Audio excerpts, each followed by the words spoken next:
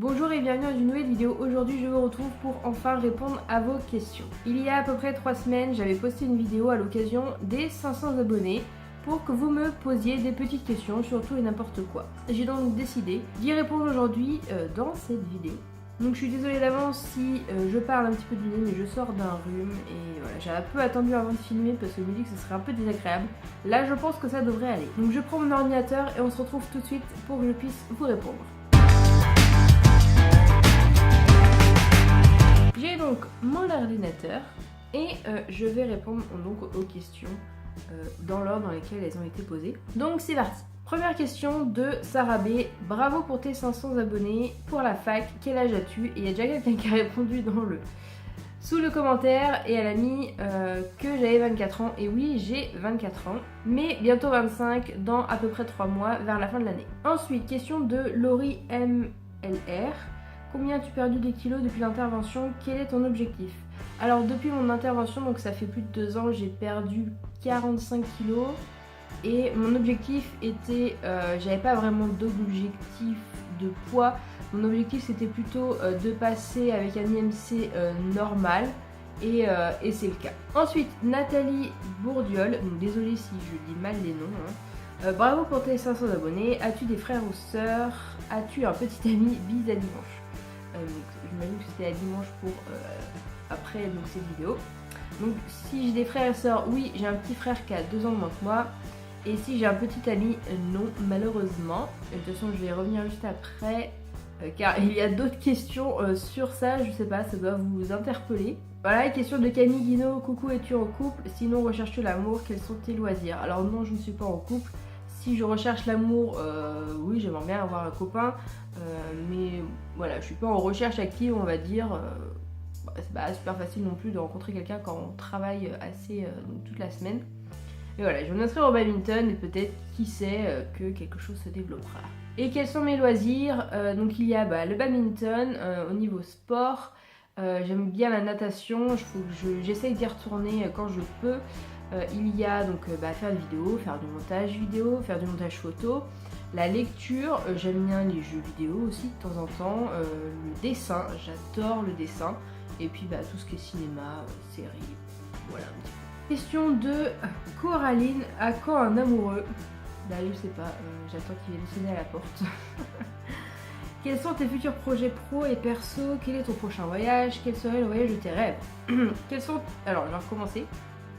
Quels sont tes futurs projets pro et perso? Pro, donc j'imagine que c'est pour le travail, parce que pour au niveau vidéo, les futurs projets, c'est continuer à faire des vidéos, essayer de vous faire plus de vlogs, voilà, essayer de trouver pas mal d'idées. D'ailleurs, si vous avez des idées de vidéos que vous aimeriez voir sur la chaîne, n'hésitez pas à me les proposer en commentaire. J'essaye de varier un petit peu les vidéos et de pas trop que ce soit trop redondant. Pour le boulot, eh bien, je viens d'être renouvelée, mon CDD vient d'être renouvelé jusqu'à fin décembre. Donc après ça, je ne pense pas que je vais continuer avec eux par rapport au travail en général, étant donné qu'ils ont plus besoin d'un hydrogéologue par la suite plutôt qu'un profil comme le mien, à part s'ils ont des dossiers qui arrivent et qu'ils ont besoin de moi. Mais pour l'instant, voilà, je vais essayer de commencer à rechercher quelque chose pour après décembre, donc on verra bien comment ça se passe. Perso, projet perso, pas grand chose, hein, je travaille donc projet perso, je me suis mise au badminton, voilà. Je sais pas si c'est un super projet, mais en projet perso j'ai pas grand chose. Je sais pas si le fait d'avoir changé de voiture récemment fait partie de projets perso. Donc voilà, j'ai changé ma voiture. Si vous avez vu dans ma vidéo où je emménage dans mon appartement, enfin je prends l'appartement, d'ailleurs qui est mon dernier vlog, j'avais une Twingo et bon, j'ai décidé qu'il fallait la changer entre guillemets. Ça s'est fait un peu plus vite que ce que je pensais.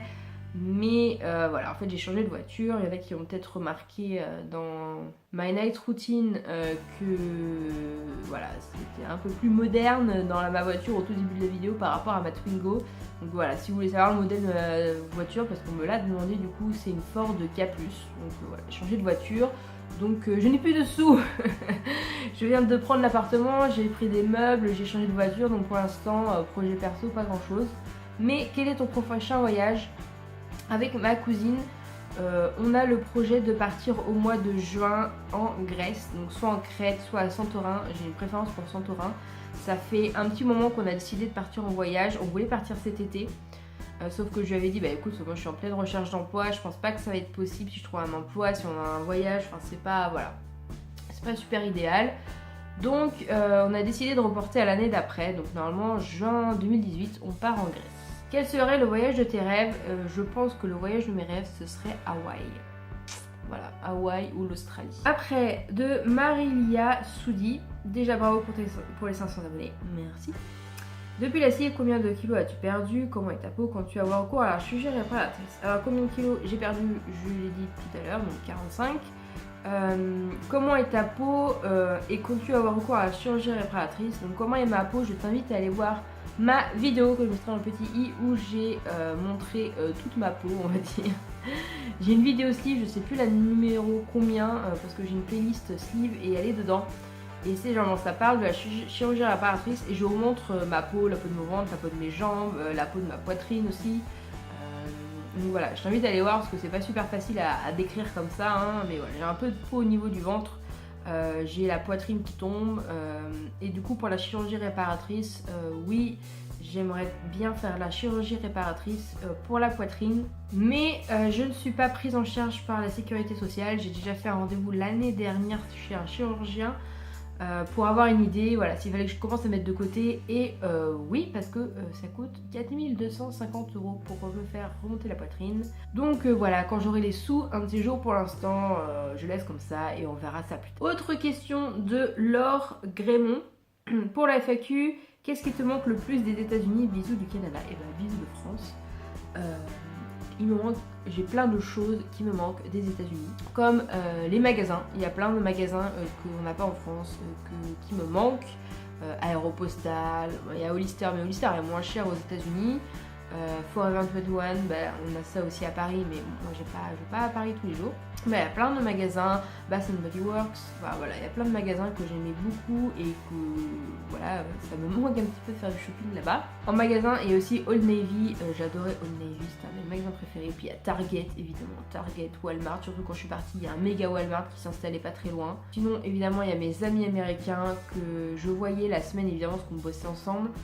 Mais on se voyait souvent le week-end parce qu'on bossait des fois aussi le week-end, mais on se faisait des petites excursions, on faisait du shopping, on allait au cinéma, on prenait la voiture, on partait à la plage. Enfin voilà, je suis toujours en contact avec eux.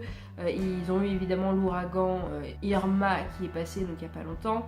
Donc ça a été parce que bon bah Gainesville c'est en plein milieu des terres, mais bon ils étaient en plein milieu de l'ouragan quand même. Ils ont eu l'électricité coupée pendant plusieurs jours. Je pense pas qu'il y ait eu trop de dégâts par rapport à Miami qui est près de la côte. Mais voilà, ils ont quand même eu la fac qui a été coupée. Donc en tout cas, ils vont bien. Ce qui manque le plus aussi des États-Unis, c'est le rythme de vie, on va dire, entre guillemets, où les gens sont vachement plus posés, plus pépères. Ils sont pas stressés de la vie, les gens sont vachement plus sympas. Les routes sont vachement plus agréables à conduire aux États-Unis qu'en France. Et ce qui me manque aussi, c'est la chaleur, parce que cet été, bon, j'ai pas eu de vacances, mais on va dire qu'à part 2-3 jours, on a eu de la canicule. J'ai dû sortir un short 2-3 fois, alors que en Floride, j'ai mis un short quasiment non-stop de avril-mai jusqu'à mon retour, c'est-à-dire mi-août. C'est-à-dire que oui, je n'avais pas mis un jean en plusieurs mois, donc de avril-mai ouais, jusqu'à août. Et là, j'ai un jean tout le temps sur moi, quoi. J'ai dû mettre une fois une jupe, une fois un short. Voilà. Ce que j'aime bien voilà, avec la Floride, c'est que t'as pas besoin de poser la question. C'est super simple pour t'habiller, short, t-shirt, et puis voilà, c'est super léger, c'est super pratique. Il y a forcément plein de choses qui me manquent et que j'y pense pas tout de suite parce que j'ai pas travaillé les questions avant. Je le faisais en direct comme ça, donc voilà, il y a vraiment plein de choses, plein de trucs qui me manquent là-bas et j'y pense pas tout de suite. Prochaine question qui a l'air assez longue de Agnès Chauvin. Alors, bonjour, je commence les démarches pour une sleeve et ce qui m'inquiète le plus est l'alimentation. Que vais-je pouvoir manger? Comment équilibrer mes repas tout en les fractionnant? Comment conjuguer ma vie et celle de mes enfants autour de la table? J'ai aussi peur de partir dans l'anorexie et aller au-dessous du poids que je me suis fixé parce que je ne me vois pas mincir ou que je me trouve toujours trop grosse. Je fais actuellement 113 kg pour 1m74, je vise les 65-70 pour être bien. Merci pour tes vidéos, elles m'ont bien aidé. Alors, beaucoup de questions. Que vais-je pouvoir manger? Eh bien, au début pas grand-chose, mais c'est que le premier mois, enfin ça dépend. Moi j'avais un protocole, j'avais vraiment un protocole et il faut suivre le protocole du chirurgien, c'est ça qui est le plus important. Il a sûrement un protocole différent du mien. Moi je devais manger mixé pendant 15 jours, puis écrasé pendant 15 jours. Et à partir du premier mois, j'ai recommencé à intégrer des petites choses. J'essayais de manger en tout petits morceaux. J'ai réintégré des fruits, des légumes dont je n'avais pas le droit, parce qu'il y a plein de choses dont on n'a pas le droit au début.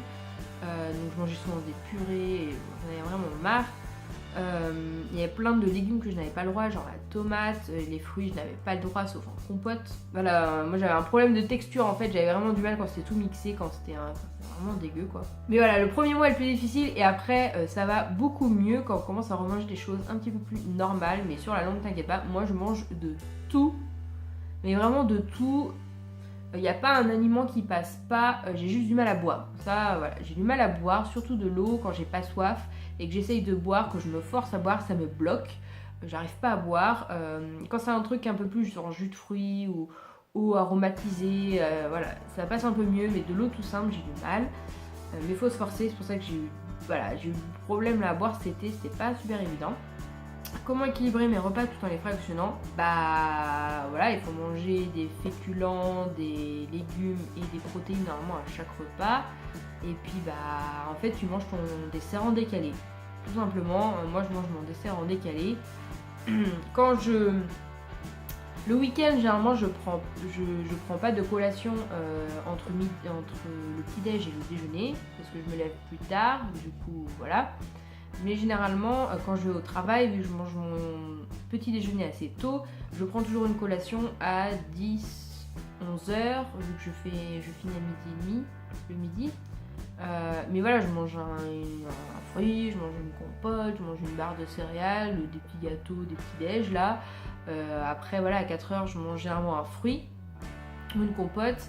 Et le soir, c'est pas souvent. Des fois, je prends pas parce que j'ai pas faim. Mais si j'ai un petit peu faim, je veux un petit yaourt, un petit bout de fromage, voilà, faut vraiment pas s'inquiéter là-dessus, ça passe tout seul. Comment conjuguer ma vie et celle de mes enfants autour de la table? Bah là, je vois pas comment t'aider parce que moi-même, je suis toute seule. Enfin, j'étais avec mes parents, généralement au tout début, je mangeais pas la même chose évidemment. Parce que je mangeais mixé, je mangeais de la purée, en plus ma mère elle avait fait ça à l'avance, elle avait congelé. C'est une bonne. Si vous êtes tout seul ou que c'est compliqué pour vous de faire à manger, préparez avant votre opération. Je vous donne le planning avant. Moi je faisais. Mais du coup ma mère elle m'avait congelé des purées, elle me les décongelait et je les mangeais. C'est vrai que le premier mois ça va pas être facile de faire à manger pour les enfants alors qu'on mange pas la même chose. Mais après, vous pouvez manger la même chose que vos enfants, ça permettra aussi à vos enfants de manger équilibré. Je ne sais pas du tout comment vous leur faites à manger actuellement. Mais cette réponse est super longue. Je suis désolée pour ceux qui ne s'intéressent pas du tout à la sleeve. Mais voilà, vous pouvez manger exactement la même chose, mais en petite quantité, tout simplement. Voilà, une petite assiette à dessert. Moi, c'est ça. Je mange dans une petite assiette à dessert. J'ai peur aussi de partir dans l'anorexie. Alors, normalement, il n'y a pas de problème par rapport à l'anorexie, car le corps va se stabiliser tout seul au poids de forme. Donc voilà, normalement ça devrait stabiliser tout seul. Si jamais ça part en dessous, il faut tout de suite consulter. Et j'ai peur de ne pas me voir mincir, que je me trouve toujours trop grosse. Un petit conseil, moi c'est ce que j'ai fait. Enfin moi j'ai pas eu de problème à ce niveau-là, mais prendre des photos. Prenez une photo avant de vous faire opérer, toutes les semaines ou tous les mois. Prenez vos mesures aussi. Moi, je me pesais toutes les semaines et tous les mois, je me mesurais. Je prenais mes bras, je prenais ma poitrine, je prenais mes hanches, je prenais mes cuisses. Je mesurais les 1000 cm tous les mois et c'est là que je voyais que ça perdait énormément. Petite astuce, ça peut permettre dans le cerveau de dire si je maigris. Voilà, et les photos aussi, parce que des fois c'est vrai qu'au niveau du miroir on voit pas forcément, mais au niveau des photos ça se voit pas mal. Donc voilà, j'espère que je t'aurai aidé Agnès en tout cas. Il me reste une dernière question qui est de Chris NTN. Donc là, c'est plus un rapport avec mes études. Bonjour pour la FAQ. Comment s'est passé tes 2 ans de DUT Génie Bio, Génie de l'Environnement, GBGE? Quelles sont les difficultés que tu as pu rencontrer lors de ton DUT, ton travail fourni, etc. pour ton DUT? Que fais-tu actuellement? Merci et bon courage pour la suite. Bisous. Alors, ça fait un petit moment que j'ai fait DUT, donc j'essaie de me replonger un petit peu là-dedans. Comment s'est passé mes 2 ans? Très très bien. Je pense que c'est presque les 2 meilleures années de ma vie au niveau scolaire. Enfin, au niveau scolaire. Parce que l'avantage du DUT par rapport à la fac, même si ça reste la fac, c'est que c'est des petites promos. Alors j'ai vu que ça allait changer apparemment, c'est pas terrible, mais ce sont des petites promos nous on était une 50aine, donc tous les profs nous connaissaient à la moitié de la première année. C'est très convivial, on se connaît tous, enfin voilà, moi j'ai trouvé ça super bien, j'ai des amis que je pense que je garderai toute ma vie. Voilà, on se revoit encore actuellement et merci Facebook de m'avoir rappelé que ça fait 6 ans qu'on se connaît maintenant. J'ai l'impression que c'était hier, et en fait ça fait 6 ans, c'est assez impressionnant. Quelles sont les difficultés que tu as pu rencontrer lors de ton DUT? Moi personnellement, j'ai des difficultés par rapport à apprendre et aux récitations. Donc voilà, je pense que ça a été mes plus grosses difficultés. Donc au niveau des partiels, c'était ça, mais j'arrivais toujours à rattraper. Et puis j'ai eu mes 2 années, donc voilà. Mais voilà, moi c'était mes plus grosses difficultés, c'était ça. Évidemment à l'IUT il y a pas mal de travail, on fait des horaires, voilà, on fait du 8h, 18h, on fait quasiment une licence en 2 ans, on fait quasiment 3 ans en 2 ans, on a des horaires assez importants. Ça nous est même arrivé une fois de finir à 19h par rapport à des TP, et ça c'est bien. Par contre, l'IUT est vraiment très bien parce qu'on a des TD, des TP, des CM. C'est vraiment bien fait. Moi j'ai adoré les TP, c'était ce que je préférais. On a vraiment touché à tous les petits trucs de l'environnement, que ce soit l'assainissement, que ce soit la biodiversité, que ce soit les déchets, que ce soit le bruit, enfin vraiment pas mal de choses. Donc c'est ça que j'ai beaucoup aimé, même moi si je me suis un peu plus spécialisée après, enfin c'est ce que je voulais. Et du coup ça m'a permis d'ouvrir les yeux et de savoir dans quel domaine je voulais évoluer. Mon travail fourni, c'est quand même pas mal de boulot, parce qu'il y a des trucs à rendre, il y a pas mal de TP, il y a les contrôles, tout ça. On bosse pas mal, c'est pas on fout rien comme à la fac, enfin je sais pas, j'ai jamais été en licence du coup je sais pas, mais on a des horaires assez chargés et c'est assez cadré aussi, c'est pas comme à la fac où si tu viens pas, on s'en fout. Là si t'es pas là une fois, faut tout de suite montrer un certificat médical, si t'es absent plus de je sais pas combien de fois, c'est pas bien, tu peux louper ton semestre à cause de ça, donc c'est très cadré pour ça et c'est vraiment bien. Et pour ceux qui veulent savoir, j'ai fait mon DUT Génie Biologique, Génie de l'Environnement à La Roche-sur-Yon. Que fais-tu actuellement? Et bien actuellement, je suis chargée d'études environnement dans un bureau d'études. Et si ça vous intéresse de voir mon parcours scolaire, pareil, je vous montrerai dans le petit i, j'ai fait une vidéo l'année dernière ou quand j'étais aux États-Unis, j'ai fait une vidéo sur mes études, donc post-bac, mes stages, donc mon DUT, mon DUT et donc Master 1, Master 2. Donc voilà, cette vidéo est maintenant finie. Merci à tous ceux qui m'ont envoyé des questions, c'est vraiment sympa. Je ferai peut-être d'autres FAQ dans le futur, peut-être pour d'autres paliers que je passerai sur ma chaîne. J'espère bientôt les 1000 abonnés. Continuez à vous abonner si vous n'êtes pas abonné. Qu'est-ce que vous attendez? En tout cas, vous êtes de plus en plus nombreux et ça me fait super plaisir. J'espère que j'aurai répondu à vos questions comme vous le souhaitiez et on se retrouve la semaine prochaine dans une nouvelle vidéo. À bientôt!